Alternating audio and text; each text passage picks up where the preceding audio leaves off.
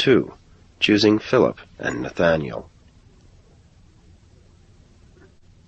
Sunday morning, February 24, AD 26, Jesus took leave of John the Baptist by the river Pella, never again to see him in the flesh. That day, as Jesus and his 4 disciple apostles departed for Galilee, there was a great tumult in the camp of John's followers. The first great division was about to take place. The day before, John had made his positive pronouncement to Andrew and Ezra that Jesus was the deliverer. Andrew decided to follow Jesus, but Ezra rejected the mild-mannered carpenter of Nazareth, proclaiming to his associates, "The prophet Daniel declares that the Son of Man will come with the clouds of heaven in power and great glory. This Galilean carpenter, this Capernaum boat-builder, cannot be the deliverer. Can such a gift of God come out of Nazareth? This Jesus is a relative of John, and through much kindness of heart has our teacher been deceived. Let us remain aloof from this false Messiah." When John rebuked Ezra for these utterances, he drew away with many disciples and hastened south. And this group continued to baptize in John's name, and eventually founded a sect of those who believed in John but refused to accept Jesus. A remnant of this group persists in Mesopotamia even to this day. While this trouble was brewing among John's followers, Jesus and his 4 disciple apostles were well on their way toward Galilee. Before they crossed the Jordan to go by way of Nain to Nazareth, Jesus, looking ahead and up the road, saw one Philip of Bethsaida with a friend coming toward them. Jesus had known Philip aforetime, and he was also well known to all 4 of the new apostles. He was on his way with his friend Nathaniel to visit John at Pella to learn more about the reported coming of the kingdom of God, and he was delighted to greet Jesus. Philip had been an admirer of Jesus ever since he first came to Capernaum, but Nathaniel, who lived at Cana of Galilee, did not know Jesus. Philip went forward to greet his friends while Nathaniel rested under the shade of a tree by the roadside. Peter took Philip to one side and proceeded to explain that they, referring to himself, Andrew, James, and John, had all become associates of Jesus in the new kingdom, and strongly urged Philip to volunteer for service.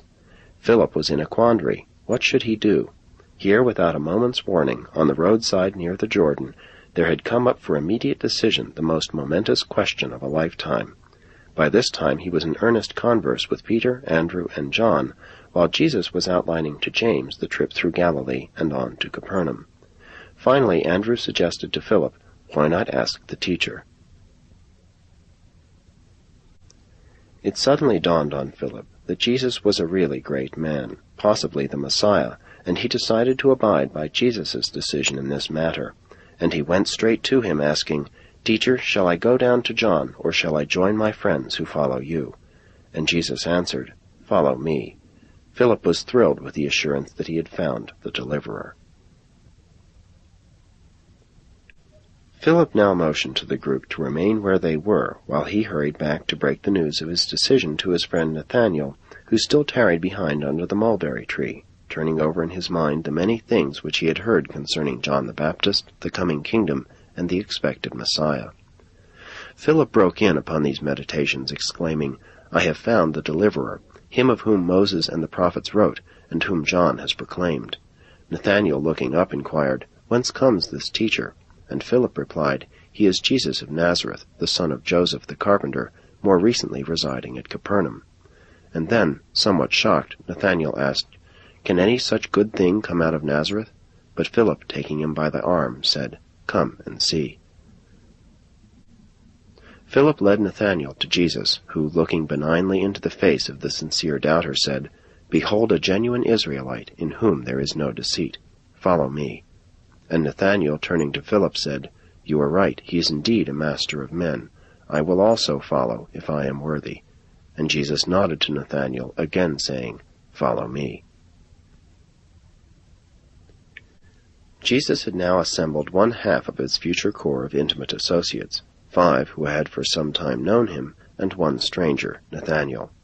Without further delay they crossed the Jordan and, going by the village of Nain, reached Nazareth late that evening. They all remained overnight with Joseph in Jesus' boyhood home.